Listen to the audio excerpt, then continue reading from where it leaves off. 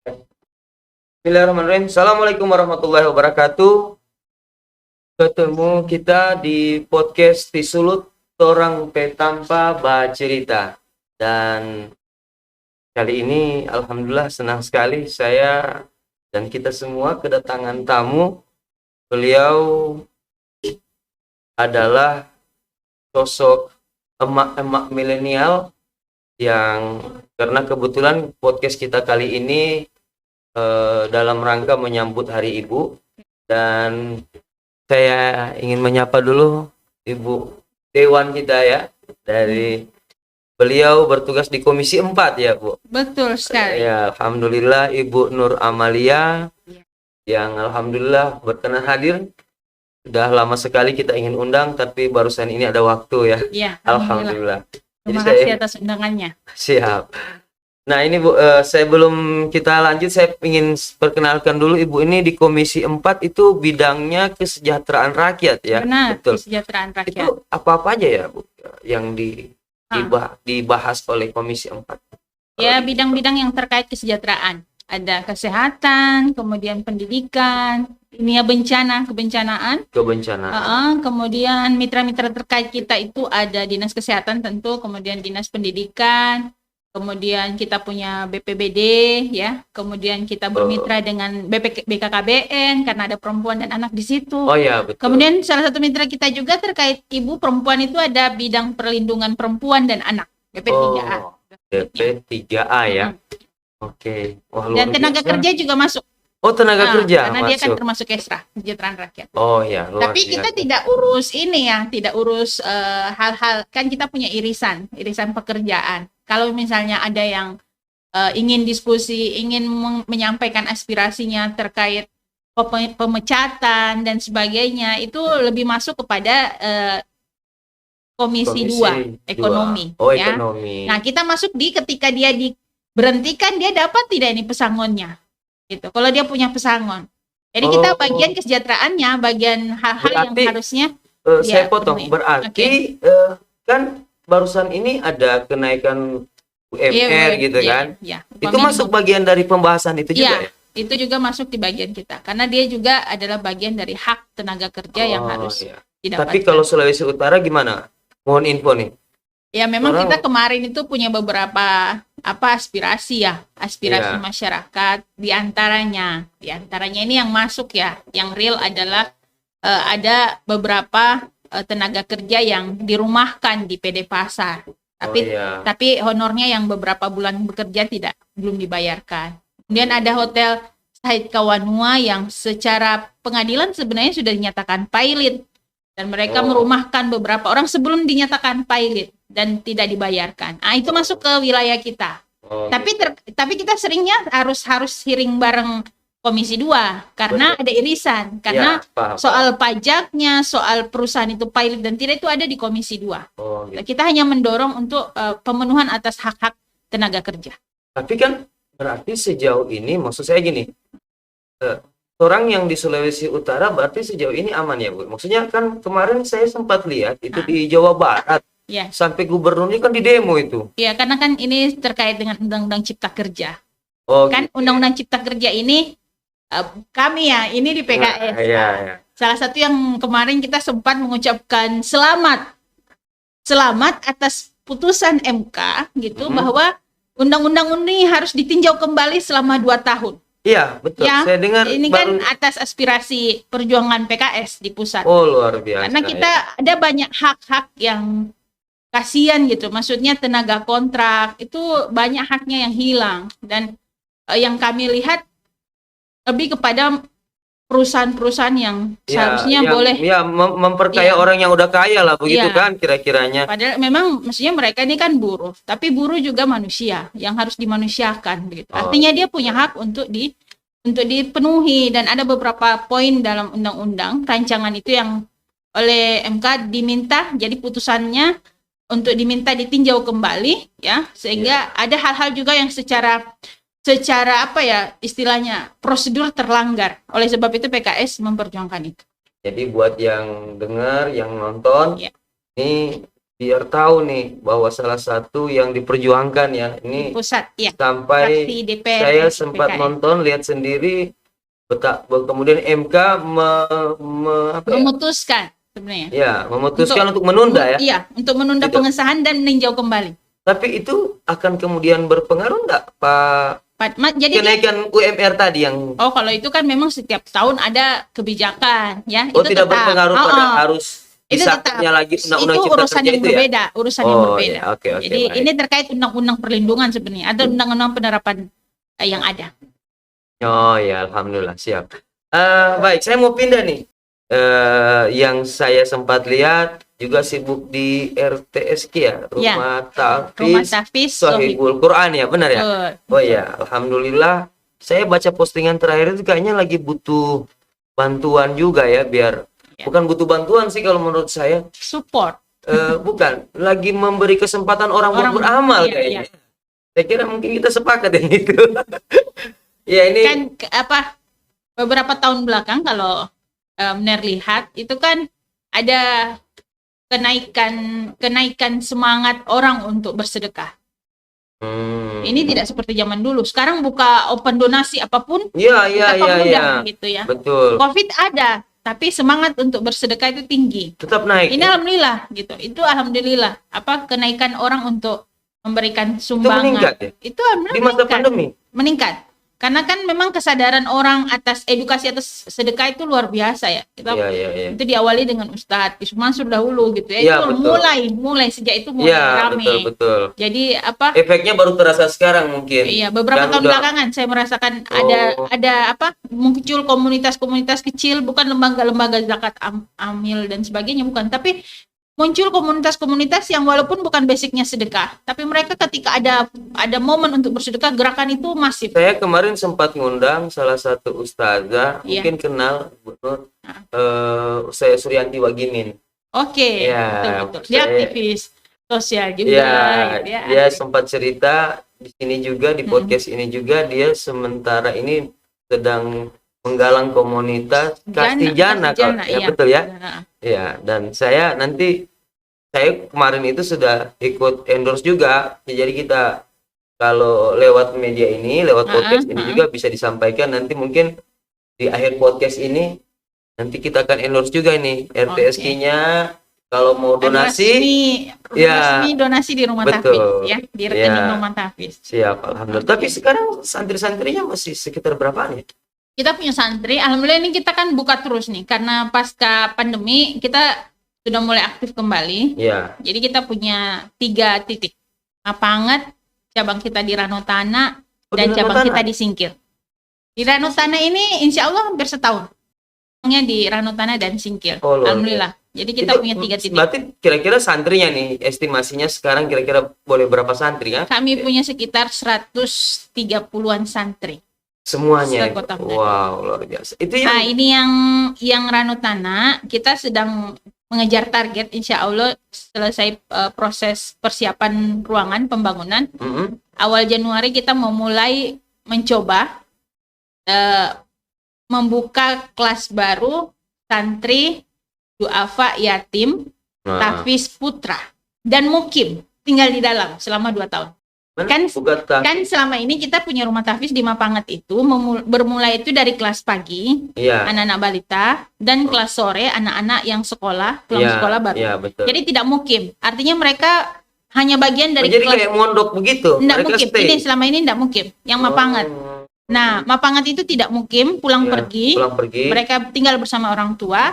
Lalu kita sudah punya cabang Singkil yang itu sudah ada mukim putri, ya, mereka hampir semua adalah duafa atau yatim putri. Alhamdulillah mereka sudah mulai berjalan 6 bulan dan target kita kan 2 tahun ya, Ner, untuk menyelesaikan 30 juz. Oh gitu ya. 6 bulan ini insya Allah mudahkan dengan usaha anak-anak juga gurunya. Mudah-mudahan 2 bulan lagi lebih cepat dari target 2 tahun sudah ada yang bisa selesai 30 juz. Oh, insya Allah. Kita yang memberikan kan kemampuan, bukan luar biasa. Ini yang handle dengan 3 tempat ini berapa guru tahfiznya? Jadi total kita punya guru itu ada kurang lebih 13 guru. Tapi yang disingkil itu hanya satu guru utama dan satu pendamping. Itu yang putri. Nah ini yang karena kita evaluasinya alhamdulillah ya. Allah mudahkan, Allah berikan jalan. Kita merasa pede, bukan pede ini ya, bukan pede. Oh kita bisa tidak. Tetapi ternyata begini ya stepnya. Begini. Ini pede ya, ini pede. Pedenya adalah berani untuk membuka cabang baru yang mukim putra. Nah kita belum punya yang putra. Untuk mukim. Kalau santri putra pulang pergi rumah banyak. Tapi yang mungkin tinggal di dalam, seperti di Singkil ini baru mau kita buka tapi cabangnya di Ranotana. Ya, belum ada yang mukim aja ya, tapi santrinya udah ada. Sudah, di situ sudah hampir 60. Nah, kita ingin 60 ya, banyak juga. Ranotana kita punya di ujung. Jadi kita targetnya insya Allah Januari, mudah-mudahan Allah mudahkan. Persiapan kita bisa lancar, kita buka mukim di situ. Dan 2 tahun itu mereka gratis, Ustaz. Gratis? Iya. Mereka makan minum gratis. Mereka hidup, belajar bersama kami gratis. Jadi untuk yang mukim nanti planningnya juga akan seperti itu ya? Yang di Singkil ini sebenarnya kan kita punya kuota waktu itu 10. 10 ini harusnya semua gratis. Ya alhamdulillah gratis. Kita punya tambahan 3 santri baru itu berbayar karena mereka bukan orang yang tidak mampu. Betul. Tapi kami batasi juga tidak boleh banyak karena memang kan ruangan masih hanya wakaf rumah itu Ustaz. Wakaf rumah seseorang teman yang baru diberikan. Ketika diberikan saya bilang oke, saya siap jadikan rumah tahfiz. Hitungan 1 bulan setelah wakaf saya dirikan rumah tahfiz. Wow. Jadi begini, saya ingin ini edukasi buat saya dan teman-teman mungkin yang ini. Dulu saya pernah mau dititipkan sebuah bangunan dan lahan yang besar untuk rumah tahfiz. Terus? Dulu sekali ada yang lebih besar dari ini. Tapi waktu itu saya belum terpikir berani untuk membuka cabang baru. Lalu saya katakan kepada si teman yang menjadi penyambung kami, saya bilang kasih orang lain. Kalau ada wakaf masuk ke saya, tentu dia ingin langsung dapat pahala jariah kan? Iya, betul. Bayangkan kalau dia mengendap tidak dipakai. Iya. Bagaimana bisa saya sebagai pribadi dititipkan itu dengan harapan amal besar? Orang lain, kesannya seperti itu, Kang. Singkil ini dikasih waktu itu sudah langsung plan, memang Allah kasih jalan lah. Sudah memang pingin punya yang mukim. Karena kan juga punya anak perempuan, inginnya ada tempat betul. Mereka juga bisa belajar. Pas punya niat Allah kasih tempat mukim, saya bilang saya terima karena saya langsung akan buka. Jadi sistemnya kita ingin ketika dikasih kami gunakan. Kalau kami dikasih lalu secara plan saya belum bisa, saya belum berani buka cabang, kita sudah mau dikasih nih Ustadz, ada Malalayang siap tempat, dana guru, pembiayaan anak-anak siap. Tapi saya bilang sama partner saya, Ustazah Silva, saya tidak mau ambil itu. Saya belum berani. Kasih saja orang lain. Karena jangan kita dititipin harapan, diharapin dapat amal jariah, tapi ini soalnya amanah nih ya. Iya, benar Ustaz. Ini kan harapan orang supaya cepat. Betul. Tiba-tiba saya boleh jadi mati, kemudian itu tidak jadi bisa lebih baik dari orang orang lain juga ya. Malalayang sudah pernah di Langwan juga berapa bulan lalu. Malalayang baru bulan lalu. Saya tolak karena saya bilang Ranotana kita mau buka dulu yang putra. Jangan kita ambil di sana. Hanya takutnya juga tidak fokus lagi. Ya, walaupun mereka siap, mereka siap sebenarnya membiayai gurunya, tapi sudah siap tidak berani. Jadi ya begitu yang logika yang harus kita pakai. Kalau dititipin, pakai. Kalau tidak, jadi bukan sekedar menumpuk. Betul. Banyak. Itu kan jadi milik sebenarnya, kan bukan milik saya, milik yayasan. Tapi kan kalau logikanya tidak terpakai, bagaimana pertanggungjawaban? Beban moral juga, rasanya.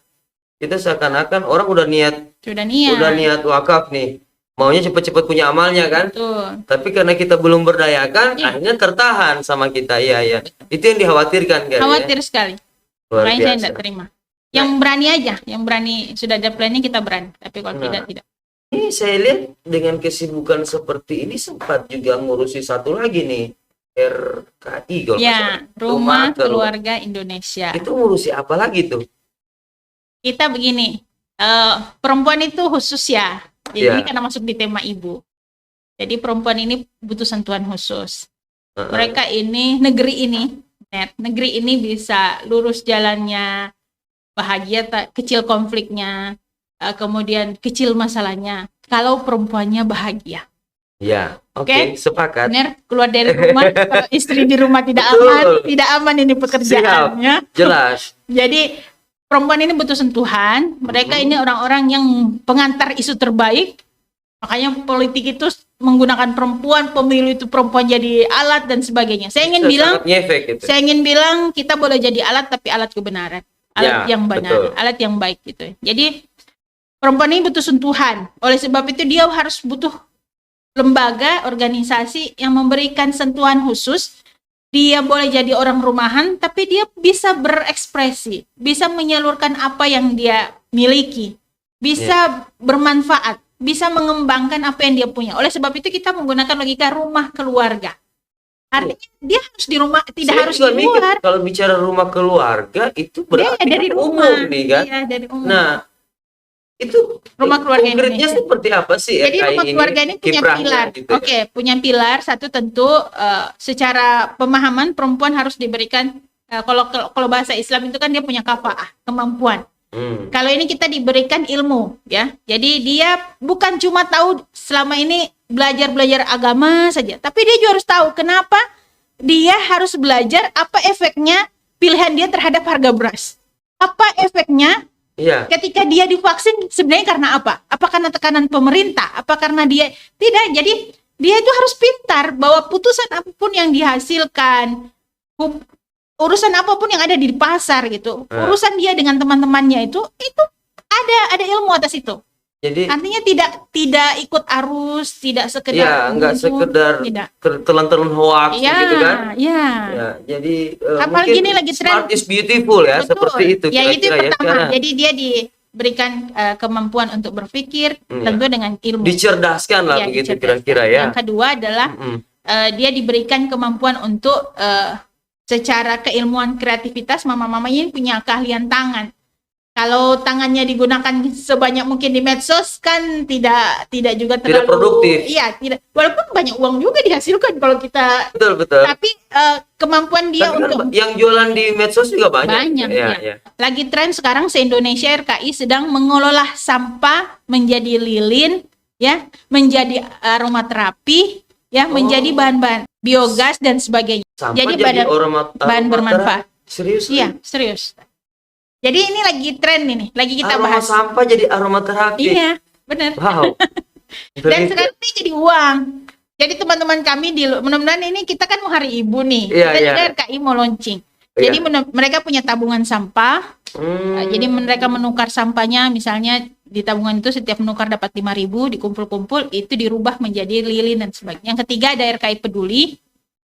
Itu sudah jelas kita kegiatan sosial membagikan apa-apa yang kebutuhan masyarakat. Jadi RKI ini di bawah program di bawah PKS ya? Iya, dia saya partai. Jadi dia istilahnya lembaga otonom gitu ya, tapi khusus perempuan. Seperti itu. Pemberdayaan perempuan lah. Ya, luar biasa. Ya, itu kesehatan juga di situ. Orang akan pemeriksaan kesehatan gratis. Pokoknya semuanya tentang ini, pengembangan perempuan lah apa yang bisa dilakukan. Wow. Berarti kami ketika rembukan dengan tim podcast ini terus terang saja ketika kita muter-muter nyari figur, sampai akhirnya kita memutuskan untuk mengundang Bu Dewan ke sini. Ini memang dengan pertimbangan bahwa ini sosok yang kita akan tampilkan kali ini betul-betul mewakili MMA dan punya kepedulian terhadap perempuan begitu. Dan saya kemudian kita sepakat satu nama yang keluar, dan itu hari ini sudah hadir di sini.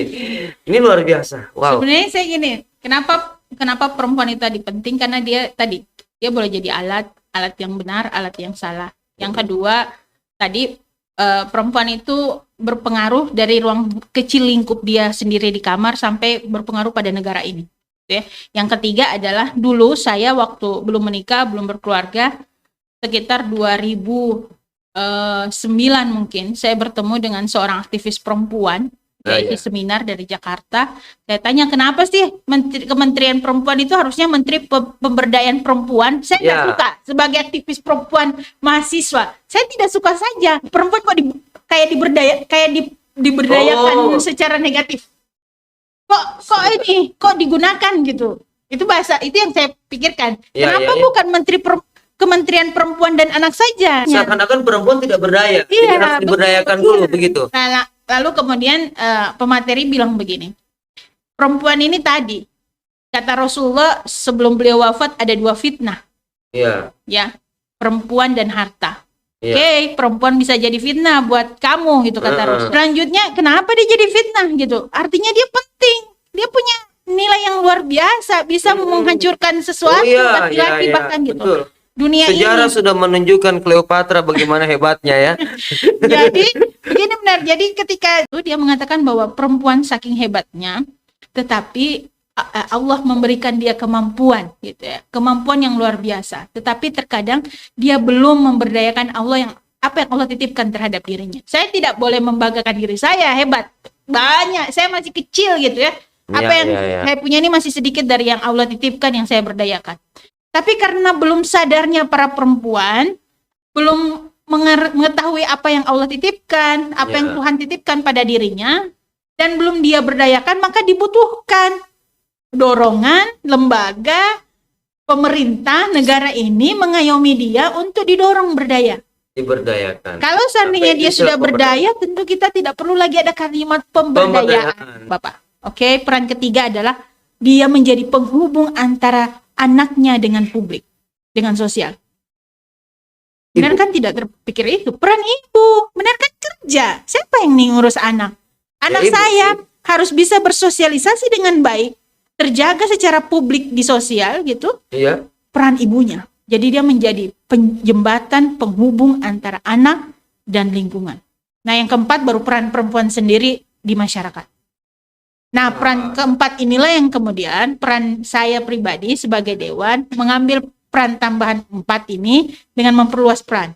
Adalah peran saya terhadap pemerintah negara, gitu ya. Iya, betul. Saya ingin semua perempuan berhak mendapatkan hak-haknya dengan mudah, terfasilitasi. Itu anak-anak juga mendapatkan haknya dengan mudah dan terfasilitasi. Wow. Maka itu peran yang keempat ini yang saya mainkan di dewan. Iya. Laki-laki tidak begitu kan? Tidak. Saya baru nyadar juga ternyata iya betul. Kita cari nafkah gitu, pulang kerja Siapa capek. yang menghubungkan antara anak-anak benar dengan lingkungan? Ibunya kan? Betul. Yang mengenalkan dengan tetangga, memangnya benar punya waktu khusus bawa dia ke tetangga? Betul. Tidak. Dan saya membayangkan itu, usia anak 7 tahun dan 5 tahun diperkosa oleh rasanya saya pengen banting meja, pengen pukul. Ya Allah. Di mana posisi biadab betul rasanya. Iya. Orang yang mereka percaya harusnya melindungi, menjaga. Malah mereka yang merusak, kan? Jadi ini peran ibu ini luar biasa. Dan ibu-ibu muda hari ini kan juga punya ujian besar. Ini para ibu-ibu makanya jangan kebanyakan main TikTok. Iya kan? TikTok itu ada positifnya, Ustadz, kata teman-teman saya ya, banyak positifnya. Banyak sih, ya banyak. Kalau dia pakai ke positif. Saya khawatirnya begini, betul, saya sepakat banyak. Cuman banyak menyita waktunya juga. Iya. Terasa loh anak-anak yang ketika dibesarkan dan waktu kayak tadi disebut anak-anak bersosialisasi itu dari ibunya. Nah, gimana bisa ibunya saja tidak bersosialisasi? Dia asik sendiri dengan gadgetnya misalnya.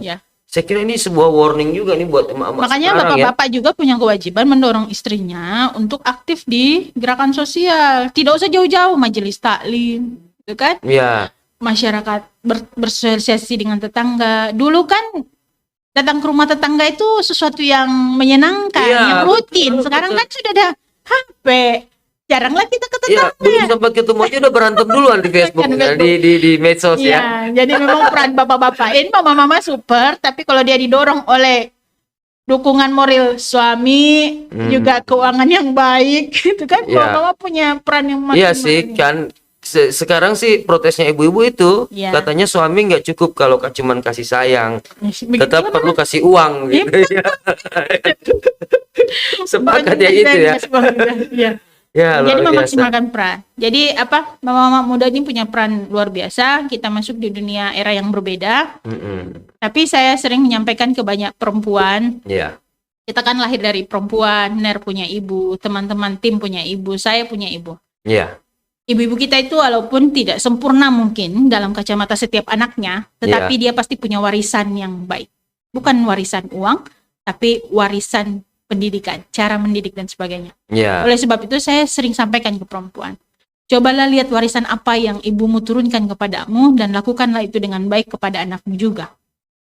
Kalau dulu emak-emak kita, umi kita, ya ibu kita, mami kita memberikan kita cara mendidik anak, sholat misalnya, puasa misalnya, bagaimana berbagi makanan dengan teman di sekolah, ya. Bagaimana itulah yang kemudian kita teruskan kepada anak-anak kita.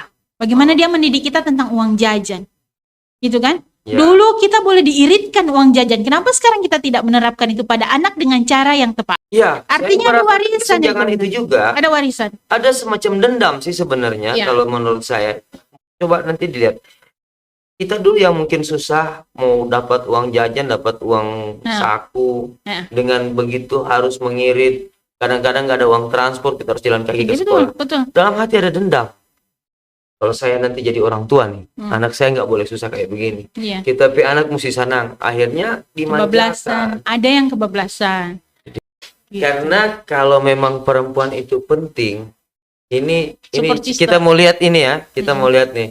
Suami itu bagian dari support system. Penting. Nah, penting. coba ditunjukin itu yang berita kita ini. Support Nah, system. ini kan barusan ini kan kejadian di satu kasus di mana divonis, entah itu vonis atau gimana ya? Dia masih ini. Bukan yang satu yang sebelah lagi. Ya. Ini dituntut 1 tahun penjara. Tuntutan. Di kecil. Ya. 1 tahun penjara. Baru dituntut, belum divonis ya. Tuntutan jaksa. Nah, kasus ini kan kita lihat videonya ya. Itu, rasa-rasanya ini memang suaminya kalau ada di situ kita bisa begitu ya. Maksudnya kan ini saya baca, ini menegur suami, kemudian suami balik melaporkan. Ya.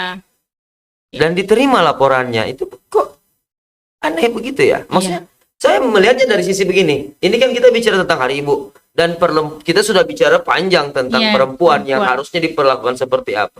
Apa iya perempuan di mata hukum di Indonesia ini sudah setara, sudah diperlakukan dengan pantas? Makanya ini kan diskriminasi. Kasus ini kan jaksanya kemudian dipanggil untuk saya dengar dicek itu. Kan? Artinya dia termasuk penyidik yang menerima laporan itu katanya. Iya. Jadi perempuan ini benar. Artinya tadi mana mungkin kita bisa betah kalau pulang suami mabuk. Ya. Orang tidak normal kok kepalanya gitu kan.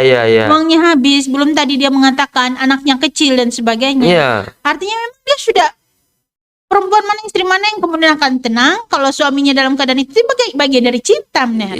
Dia menegur suaminya, ingin suaminya baik, itu kan cinta. Dan ini berarti support sistemnya rusak nih. Rusak. Error ini. Rusak. Kalau ini bahaya buat si perempuan malah. Ini Ner punya istri guru misalnya, atau teman-teman lain punya istri seorang yang berkarir. Dia tidak akan bisa maksimal kalau support sistemnya, kalau Ner dan teman-teman tidak mensupport kepada istrinya. Jangankan suami, anak saja sakit tidak fokus pasti. Iya, benar. Perempuan itu tadi, Bapak boleh tidak peduli dengan harga naik, ya, pedulinya sedikit, tapi perempuan bisa langsung menangis, bukan cuma tidak peduli. Sebegitu. Dia menangis dong, ya Allah, bagaimana mengelola uang yang sedikit itu untuk bisa dicukupkan. Sementara bapak-bapak bilang cuma bisa ini, kan tidak bisa. Makanya super sistemnya yang rusak. Kalau dalam Islam kan memilih pasangan itu dimulai dari agar keluarga kita mulai dari pilih pasangan, kan, sebelum menghasilkan generasi yang benar.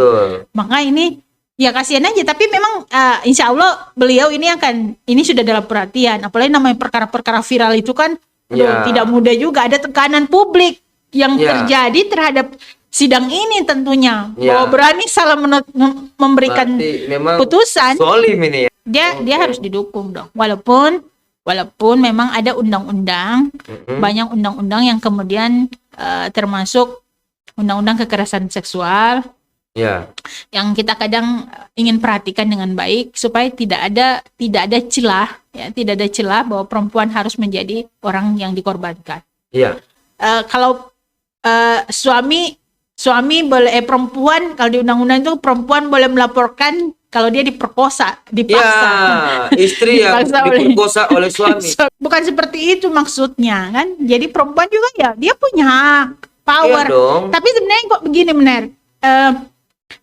Saya kalau di majelis taklim itu, termasuk minggu lalu saya berikan pelatihan manajerial organisasi, tapi saya selalu bilang di awal itu perempuan ini harus tuntas dengan dirinya.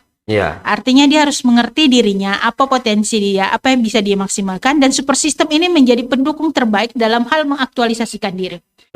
Ustadz Cahyadi Takaryawan ini menjadi penyuntik materi terbaik yang saya pakai sejak saya mau menikah sampai hari ini. Kalau kata orang, kenapa suami saya bisa mengizinkan wanita ini? Kok bebas sekali? Iya. Kok begini? Kok didukung sekali? Iya. Saya belajar dari guru saya, Ustadz Cahyadi Takaryawan dan istrinya. Beliau mengatakan begini. Kalau ada, mohon maaf, perempuan yang kemudian terlarang keluar dari rumahnya beraktivitas, padahal sebelumnya dia seorang yang aktif, karena suaminya tidak mengizinkan, itu bukan salah suaminya sepenuhnya. Masa iya? Ini benar ya? Benar ini, mohon maaf ya, perempuan ini tahu kekurangan suaminya, sekecil apapun itu. Mohon maaf. Ya, suaminya tidur sesudah, mohon maaf, berhubungan badan, tidur terlelap sekali, mau bunuh suami aja bisa. Betul. Lalu bagaimana mungkin dia tidak bisa mempengaruhi suaminya? Ya, mempengaruhi suaminya untuk mengizinkan banyak hal positif. Iya. Ya, berarti ada yang kalau ada yang salah. Bukan belum sepenuhnya salah suami. Perempuan belum memaksimalkan perannya sehingga suaminya ini belum menjadi super sistem terbaik pada dirinya. Padahal mestinya dia bisa mengubah keadaan ya. Bisa. Butuh apa tadi? Butuh ilmu. Oh gitu. Butuh ilmu. Wah, berarti mesti kita undang lagi untuk membahas yang ilmu itu ya. Jadi mengapa suami kita itu jadi, mohon maaf, itu yang saya naikkan di Facebook. Suami saya mau menjadi penjaga anak saya di waktu-waktu tertentu, mau memberikan ATM-nya kepada saya yang sebenarnya saya sudah anggota dewan beliau ini, mau kemudian memberikan izin pada semua aktivitas saya. Mohon maaf, saya datang di sini, siapa yang jaga anak saya? Nah itu dia. Suami saya. Saya ke sini. Sebelum kesini, suami yang jagain, ibu ada kesini, suami yang jagain. Tapi jalan suami daman. Iya, saya bilang ke suami tadi, tapi sudah bilang sebelumnya. Abi, Umi mau ke STI, mau ada diskusi. Itu tidak bisa bawa anak, tentu kan ribut. Iya. Oh ya, Umi tidak bisa bawa anak, tidak bisa. Jadi minta tolong Abi jaga. Terus sudah ya, saya bilang. Terus Abi kan mau dinas malam. Iya. Saya kan mau rapat malam lagi. Saya bilang, Abi boleh minta tolong Salma dibawa oleh Abi. Nanti dinas dulu sambil lihat Salma. Kalau memang di dinas tidak bisa bawa anak, suami saya kalau bilang tidak bisa, tidak bisa. Ya, tapi kalau beliau bilang oke, kondisinya penjaga di sana, insya Allah boleh. Maka saya mengambil. Suami kita menjadi super system. Tapi di luar dari itu, mengucapkan terima kasih untuk Abi ya. Ini berkat Abi hebat. Ikhlasannya. Abi hebat. Podcastnya bisa jalan hari ini. Ya, terima kasih. Yang paling penting sebenarnya tadi perempuan itu tadi kata Rasulullah kepada laki-laki, berhati-hatilah kalian atas dua fitnah perempuan dan harta. Mengapa Rasulullah bilang begitu? Karena tadi kalau saya buruk, saya boleh mengkondisikan suami saya dengan kondisi yang buruk, maka hancurlah beliau dan rumah tangga. Betul. Bisa gitu kan? Dengan mudah. Bisa. Karena ini kata Rasulullah, artinya sebenarnya kata Ustazah bukan sepenuhnya salah suami yang tidak mengizinkan. Iya. Ada yang tidak diizinkan. Karena dia sendiri ya. Ada hal-hal yang sebenarnya dia bisa mengubah keadaan, tapi dia tidak. Benar. Oh, gitu. Tepatnya dari perempuan. Dulu saya boleh beraktivitas cuci pakaian di jam 1-2 malam. Saya bisa mengatur suami saya, jatah suami saya, urusan suami saya, makannya dan sebagainya. Artinya semua itu bisa kita amankan. Kalau kita amankan, istri tidak tukang istilahnya mengeluh, di luar sana kita udah begini, pasti suami tidak suka. Tapi kalau kita bisa menghasilkan kenyamanan, suami juga merasa tidak terbebani atas beban kita, tidak merasa beban istrinya kok di luar ini punya masalah. Makanya saya termasuk orang yang jarang melibatkan suami saya pada konflik. Saya minta maaf, saya kepoin Facebooknya Ibu Nur ini. Coba ditampilkan, ada yang sebelah. Coba bukan yang sebelah, masih ada. Nah ini 5 hari yang lalu, suami terbaik bukan yang mampu nambah istri kembali, tapi yang setelah menikahi istrinya menjadi lebih solihah atas kepemimpinannya. Hashtag Islam itu indah. Benar tuh ini 5 hari yang lalu ya? Ya, ini saya ambil dari ceramah 500 like 31 ya? Dan 10 kali dibagikan. Komentarnya banyak. Oh seru. Komentar yang ini dulu. Coba di sebelah lagi, masih ada yang satu ya. Coba dibuka. Itu. Istri cukup satu, itulah implementasi I love you. Ini kemarin waktu yang Bapak beberapa Itu hari yang lalu ya. sebelum capai 500. Ya, itu kan tadi sudah 500 lebih ya. Iya, sudah. Nah, itu kalau tembus 500 like, Komunitas langsung baru anak ya. kan mau bikin istri cukup satu, itulah implementasi I love you, like juga segenap 500 like di statusnya. Itu udah 500 lebih kan tadi ya, yang sebelum ini. Sudah. Dan itu updatean terakhir tuh. Iya, betul. Nah, ini saya mau tanya, berarti setahu saya kan ibu di PKS nih. Iya. Berarti nggak konsisten dong. Konsisten yang mana? Kan PKS kemarin sempat saya dengar-dengar nih Iya. menganjurkan poligami. Karena COVID gimana itu? meninggalnya banyak laki-laki, COVID Ya. menghasilkan perempuan-perempuan janda. Ya. Lalu kemudian katanya di banyak media dan kita ribut bahwa kader PKS strukturnya harus menikahi para janda. Oh, Sebenarnya wacananya begitu. Bukan begitu aslinya. Oh, Kita sudah ya kita Hoax juga di emak-emak kan juga PKS mesti Iya, gimana? Itu kondisinya gimana? tidak begitu. Ini kan Tapi itu memang bukan kebijakan partai. bukan masuk partai memberikan kebijakan seperti itu. Secara logika saja sudah tidak nyambung. Itu heboh loh kemarin. Itu sebenarnya ada wartawan yang bertanya dalam wawancara lepas sesudah acara. Oh, Ya ditanya bagaimana sikap ini ya, kata Ustadz, ya sudah itu perempuan-perempuan itu diselamatkan. Jadi bukan dalam konteks arahan, tapi ketika pertanyaan sama seperti Ner bertanya ke saya, ada Ya. tentu hal-hal yang saya tanggapi dengan cara sederhana dan ada hal-hal yang kemudian ini personal menjadi kebijakan, gitu, pribadi. iya, lebih kebijakan partai. Bukan kebijakan partai. Tidak. Tapi karena waktu itu mungkin baru habis acara PKS kali ya. Langsung Jadi hawanya kayak berasa PKS begitu. Ya, langsung. Tapi memang naik beritanya. Nah, naik beritanya. PKS menganjurkan untuk Tapi ini berpoligami. gara-gara status ini DPP nggak negur. Ya, tidak lah. PKS kan Soalnya tidak, kan nanti tidak takutnya- menganjurkan banyak istri. Oh iya. Jadi begini, Ustadz Cahyadi itu punya buku Ya. Bahagia dengan Satu Istri. Oh iya. Saya gini, kenapa tadi saya ada di komen tuh. Ada kan saya baru naikin status baru. Kalau bener lihat viral lagi nih. Saya katakan ada nih lagi viral kan. Iya. Saya bilang para emak fokuslah pada ujian anak di sekolah. Oh iya, saya baca yang itu. Ya. Tetapi jangan dipengaruhi oleh Ujian Pak Aris Ya, dalam saya- layangan putus. Iya, saya jadi kepo layangan putus ini apa? Cari di YouTube lagi. Oh, film yang berseri-seri itu Iya. episode itu. Saya komen di salah satu, ada yang komentar, Bu Dewan juga ternyata update. Saya bilang gini, saya berkewajiban Iya. untuk mengamankan konstituen saya yang didominasi perempuan untuk tetap aman, nyaman, bahagia, tidak terpengaruhi oleh sebuah sinetron, oleh film drama. Dan bapak-bapak harus mendukung itu. Ya dong. Ini kan lagi tren. Ini perempuan tadi ya, benar. Karena dia punya pengaruh psikolog. Apa yang dia lihat itu mempengaruhi yang dia pikir dan dia rasa. Iya. Dan film ini cukup mempengaruhi mama-mama. Dulu lagi tren ikatan cinta. Ikatan cinta. Saya ikuti ini apa sih ini sebenarnya ikatan cinta. Ternyata ada positifnya. Oh, gitu. Mama-mama jadi jatuh cinta, pengen membangun hubungan yang baik dengan bapak-bapaknya. Iya. Gitu ya. Tapi itu positif. Tapi masuk di film drama ini seakan-akan para emak-emak jadi ingin punya Iya, banyak. rasa-rasanya ada yang komen saya sempat Punya rasa-rasanya saya ingin mencincang suami.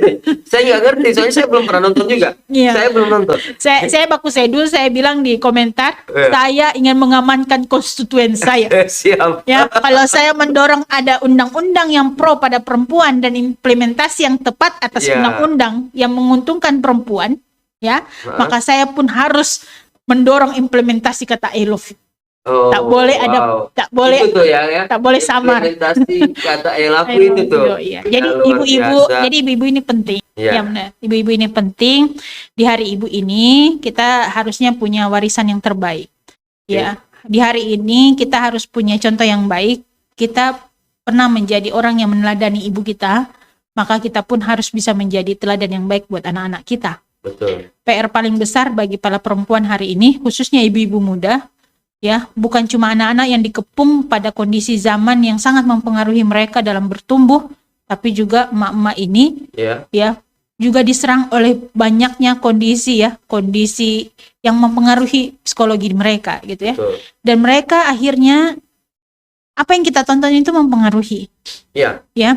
Cukup sangat mempengaruhi, ya. Sehingga anak kita hari ini cukup banyak sekali anak-anak yang tantrum gitu ya, yang zaman dulu kan kita takut minta uang ke orang tua. Betul. Nah, kalau tidak dikasih kita bersabar. Walaupun marah kadang kita cuma ngambek, tidak mau makan, pura-pura. Iya. Atau pura-pura main di tetangga pulang agak lat. Iya. Tapi anak sekarang banyak bahkan yang membunuh ibunya, mengkasuskan ibunya. Iya, ada yang kemarin yang itu juga sampai ini. Dan anak-anak kecil kita ini sekarang, mohon maaf, orang tua ke panti jompo. iya. Tapi anak-anak yang kecil sekarang, iya, mama-mamanya itu juga menjadi ujian.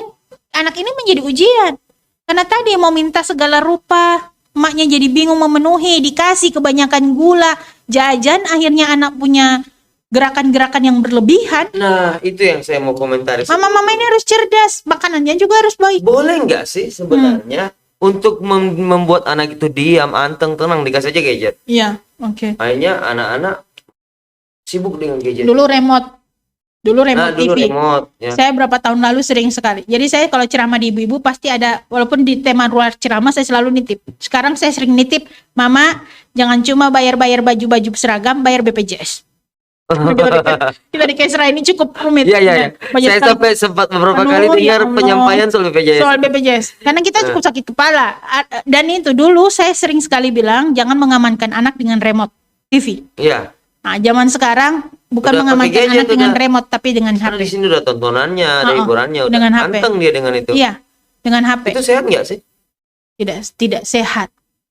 Sangat tidak sehat. Sebenarnya begini, positifnya ada. Iya. Positifnya ada. Anak-anak jadi luar biasa maju lah gitu. Tapi negatifnya juga, mohon maaf, negatifnya juga lumayan. Jadi mereka itu punya masalah di seperti itu. Satu, anak-anak jadi sangat tidak sosial, dia antisosial. Dia kalau pegang HP semua, tenang semua. Permainan yang di dalam, benarkah kemudian mereka menonton dengan yang tepat? Benarkah mereka gamenya yang bagus? Benarkah mereka mendapatkan pelajaran dari HP? Iya. Nah, makanya saya termasuk, benar, ketika kemarin anak-anak sekolah online, daring, anak saya Salwa dan Salma itu saya biarkan naik sepeda sampai menghitam kulitnya. Ini jujur. Saya bilang sama mama. Ya. Kalau soal jadi kulit, bolang dong. Soal kulit hitam besar dia boleh lulur. Boleh spa, boleh perawatan. Tapi soal mengisi ruang kepala dia, oleh sebab itu mengapa buruknya pornografi itu lebih parah daripada kecanduan narkoba. Kecanduan narkoba bisa diobati, tapi kecanduan pornografi tidak pernah ada obat. Tidak akan pernah. Dia tersimpan rapi di otak, di perpustakaan otak kita. Iya, alam bawah sadarnya malah di otak kecil kayaknya. Makanya anak-anak itu memang luar biasa gitu. Ya, dia boleh pegang HP, anak kita boleh pegang HP, tapi kemudian kontrol kita bisa tidak? Iya. Bisa tidak? Saya pakai kira itu waktu. Sih yang penting, bukan berarti nggak boleh sama sekali kan? Bukan. Tapi kalau kita boleh memberikan yang sesuatu yang tradisional, ya artinya mainan zaman dulu juga bisa kita. Aktivitas yang. Iya. Jadi Salwa tidak pernah saya larang main sepeda. Kayak ini dia pulang dari Tafis, main saja. Umi boleh main sepeda, main. Ke masjid main sepeda. Pokoknya sepeda. Mau hitam nak, mau apa nak, silakan. Ya, mau luka dan sebagainya. Sudah. Bagian selesai. Dari petualangan hidup dia selesai. itu kan.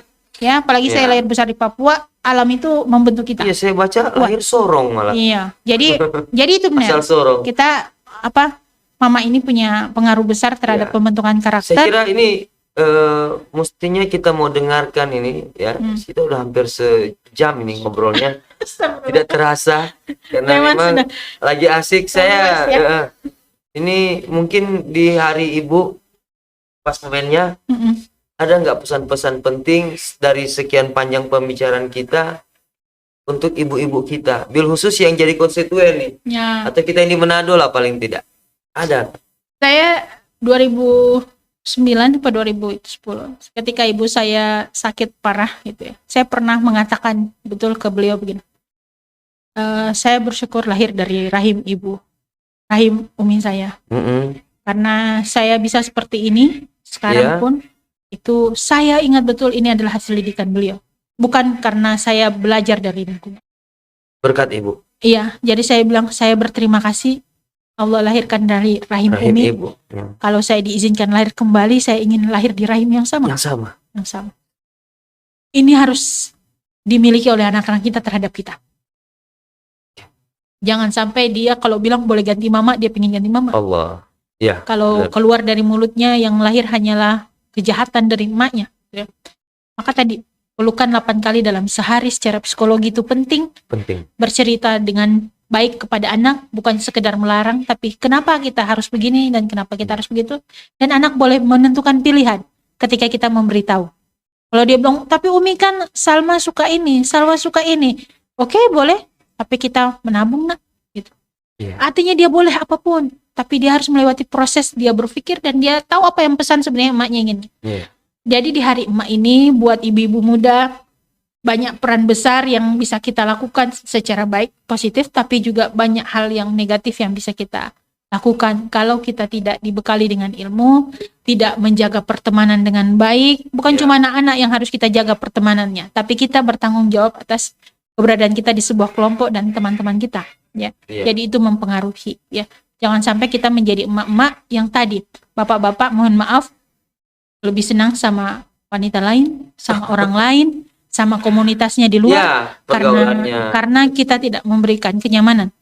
Jadi peran Betul. emak ini luar biasa. Maka emak itu harus bahagia, ibu harus bahagia, dan insya Allah kebahagiaan itu bisa didapat dengan support system yang baik, Baik, suami betul. yang baik yang mendukung. Tapi tadi suami akan mendukung kalau kita juga punya ilmunya, Wah, kita bisa menerapkan Betul. dengan tepat. Ya, insya Allah. ya. Jadi Terima kasih banyak, Bu. Yang jelas, ya, ini sudah banyak sekali yang terilhami dari pembicaraan kita. Semoga hari ini, saya hanya ingin bilang, ya, kalau kita pernah jadi orang yang gagal, Ya. paling tidak janganlah jadi kita orang tua yang gagal. Kalau saya sebagai laki-laki tentu jangan dong jadi bapak yang gagal. Kalau saya pernah jadi orang yang gagal, ketika jadi bapak, saya nggak boleh jadi bapak yang gagal.